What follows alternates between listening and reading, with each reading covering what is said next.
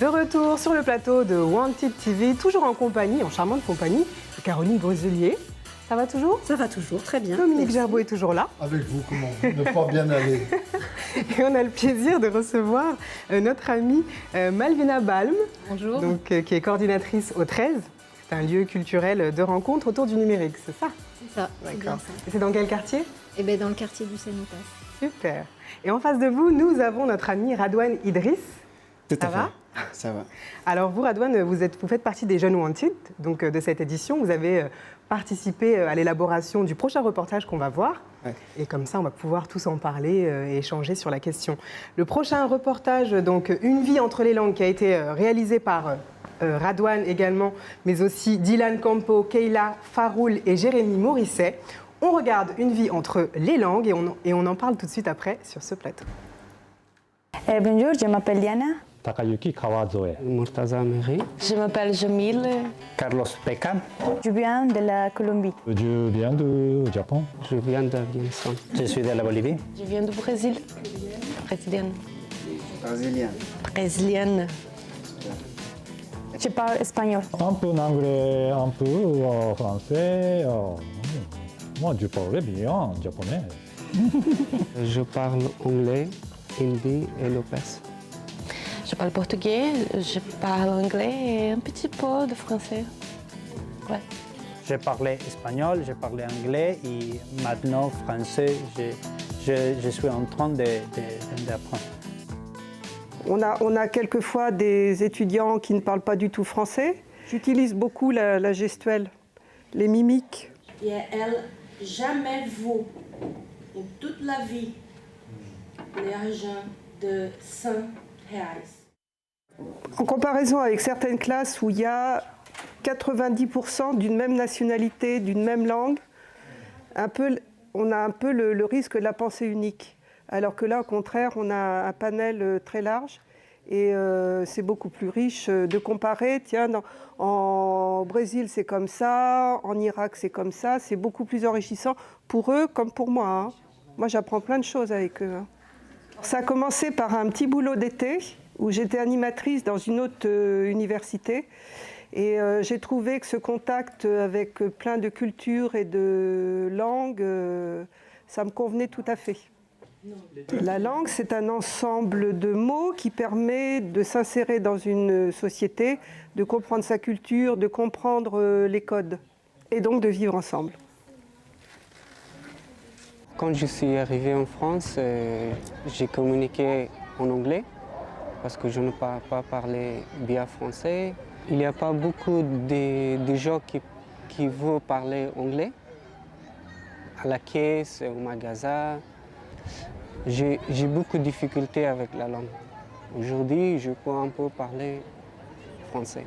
Si je suis avec mes amis, ils sont français, je ne peux pas communiquer. Et il m'a dit, tu ne peux pas parler bien français. Comment on a communiqué avec les autres? C'est très important.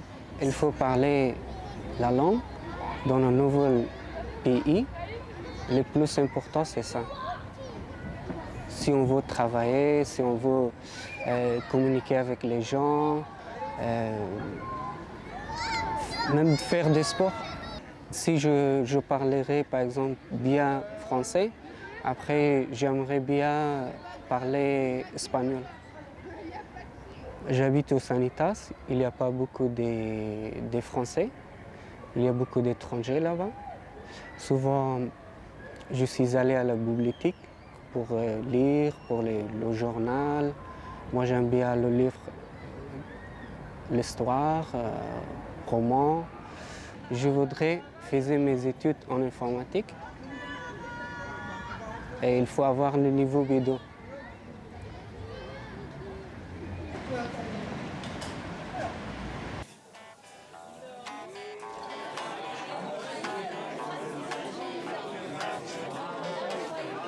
Cet endroit, c'est cool, c'est bon pour apprendre. Si on était dans l'ambiance Tout le monde parle portugais avec moi, par exemple. Je ne vais pas parler portugais. Mais là, tout le monde parle français. Je suis obligée de parler français. Je suis obligée de penser au français. Et même si je fais des erreurs, ça va parce que je suis étudiante maintenant. Mais les personnes à Tours sont très gentilles. Donc, les boulangeries, le magasin, ils m'aident beaucoup. Ils m'aident beaucoup. Si je parle quelque chose qui n'est pas bon, non, c'est pas ça, madame, c'est croissant. Merci beaucoup. Et mes amis là à Tours, qui sont français, donc qui sont brésiliens aussi, ils parlent beaucoup en français avec moi, donc ils m'aident beaucoup. Tous les jours, en fait, j'écoute les radios et je regarde beaucoup de films, je mets les sous-titres. Et donc, j'ai fait l'association avec l'image et les mots. Et c'est très bon. Au Brésil, on se touche beaucoup, on se parle beaucoup. Et en France, il y a quelques distances, mais ce n'est pas mauvais, c'est culturel. Mais c'est très, très, très différent. Les températures, les nourritures, tout c'est très différent. Donc, toujours, tous les jours, j'apprends.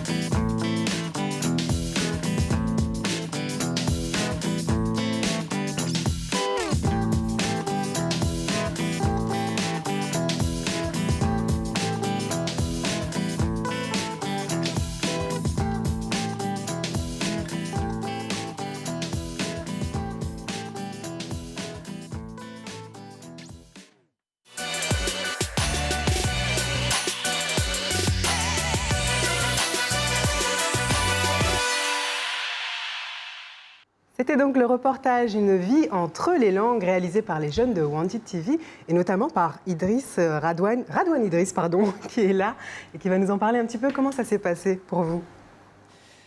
Alors, cette formation, ça se passait super bien pour moi. En fait, j'ai eu cette formation par Malvina et Pépian et Elodie. C'était super passé, c'était super bien. Oui. En fait, je m'intéresse par le sujet du journalisme depuis quand j'étais petite, j'ai rêvé d'autre journalisme. Et quand il m'a proposé ce sujet, j'ai accepté. Et c'était super bien. On a commencé par la formation de caméra et ensuite on a fait le tournage et le montage, tout ça, c'était super bien. D'accord. Et en plus, on a choisi le sujet, une vie entre les langues. Oui. C'était super, c'était pas facile, c'était pas difficile. Parce qu'en fait, pour moi, le vrai journalisme n'est pas besoin de chercher des sujets. Et pour moi, j'étais en train de commencer la formation et je ne parle pas bien la langue française. Donc c'est un peu votre situation, ce qu'on retrouve dans le reportage? Oui, et je me dis alors, c'est le sujet. Je ne parle pas bien français et j'ai commencé la formation. Donc c'est ça, la vie, la langue. Mais moi, je trouve qu'il parle très bien français. Il est là depuis 5 mois, c'est ça? Non, je suis en France il y a 1 an et demi, mais j'ai commencé la formation depuis 5 mois. Depuis 7 mois, je pense. D'accord. Mais moi, je trouve que vous vous débrouillez très bien. En plus, vous connaissez Malvina. Donc, ça va vous aider, ça, de connaître Malvina, parce qu'elle fait plein de choses, elle est active. Eh ben, j'ai rencontré Radouane parce qu'on avait monté une pièce de théâtre sur Saint-Pierre-des-Corps, dans le cadre d'un projet qui s'appelait Les Murs Vivants. Et le calife Haroun al-Rachid avait disparu et il nous fallait un nouveau calife Haroun al-Rachid pour rejouer la pièce. Et du coup, heureusement, Radouane est arrivé et il a appris le texte avec une rapidité incroyable. Il a bluffé tout le monde. Et donc, ça me fait dire, je rebondis sur la remarque de la professeure, en fait, qui dit « j'apprends beaucoup de choses avec eux ».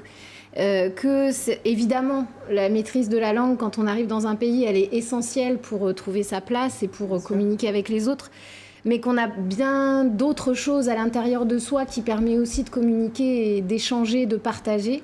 Et là, c'était son énergie, en fait, son énergie et son envie de... Son regard, son sourire, il est beau, hein, Radouane. Oui, et puis sa mémoire, parce qu'il a pu apprendre un texte... Oui, sa mémoire, bien sûr. Et le truc, c'est juste d'expliquer comment les étrangers communiquent avec les gens lorsqu'ils arrivent ici en France, parce qu'on ne parle pas français, alors c'est très difficile. Alors Dominique, c'est un handicap de ne pas parler la langue pour le vivre ensemble, pour s'intégrer en société ou pas, finalement? Bien sûr, et je trouve le succès de ce reportage, et bravo Radouane d'avoir mis l'accent là-dessus, c'est que vivre ensemble, c'est communiquer. Vivre ensemble, c'est communiquer. Les personnes qui ne parlent pas, ce sont un peu comme des malentendants, des gens qui n'entendent pas, qui sont sourds. Vous savez que la surdité est une des choses les plus difficiles à assumer, quoi. Et y compris par la société. Les sourds, on les mettait sous tutelle de manière systématique il y a encore une quarantaine d'années, quoi. C'est très récent, quoi. Et là, le succès de ce film, c'est de montrer que quand on veut, par la langue, on peut exprimer, et par des gestes, mais aussi par la langue, et c'est en ça que la langue est importante, pour exprimer des sentiments, pour dire je t'aime. Rien n'est plus simple que de dire je t'aime, je vous aime beaucoup. Oh, merci Dominique. Je vous aime beaucoup aussi. Et on a la même langue pour le dire. Mais imaginez que je ne puisse pas vous le dire en français, je serais très embêté. J'espère que Radouane va pouvoir nous dire quelque chose dans sa langue tout à l'heure, sa langue d'origine. Mais avant, j'aimerais bien avoir la réaction de Caroline sur ce petit reportage, La vie entre deux langues. Alors moi, j'ai trouvé ce reportage très intéressant, d'autant plus intéressant que je suis moi-même très impliquée dans l'apprentissage de la langue française ou de la lutte contre l'illettrisme en faisant partie de l'association CRIA 37. Ce qui me paraît important de rappeler, et c'était aussi quelque chose d'important dans le reportage, c'est que quand on arrive de l'étranger, il s'agit à la fois effectivement d'un départ, mais aussi d'une arrivée quelque part. Et l'arrivée quelque part, elle se traduit par la découverte d'un nouveau monde. Il a été question des codes. Je trouve que c'est très très intéressant d'aborder la question des codes. Au Brésil, apparemment, les gens se touchent. Nous, c'est moins ça. Apprendre comme ça à communiquer avec tout le langage, et pas seulement les mots, mais tout le langage du pays dans lequel on arrive. Et puis, ce qui me tient à cœur, et je trouve qu'on le voit apparaître aussi, c'est quand on commence à dire, une fois que je vais parler la langue, je vais pouvoir commencer à faire autre chose. Travailler, c'est une ouverture, faire une sport, possibilité etc. réelle de s'intégrer. Et on devient citoyen. Voilà, on commence à devenir citoyen quand on commence à pouvoir communiquer sérieusement avec les autres. Exactement. Eh bien, écoutez, mes chers citoyens, restez ici. C'est la bonne orientation donc sur Wanted TV depuis Télétour. On se retrouve après une deuxième petite pause publicitaire pour toujours continuer à parler des thématiques autour du vivre ensemble et de la diversité, n'est-ce pas? À tout de suite.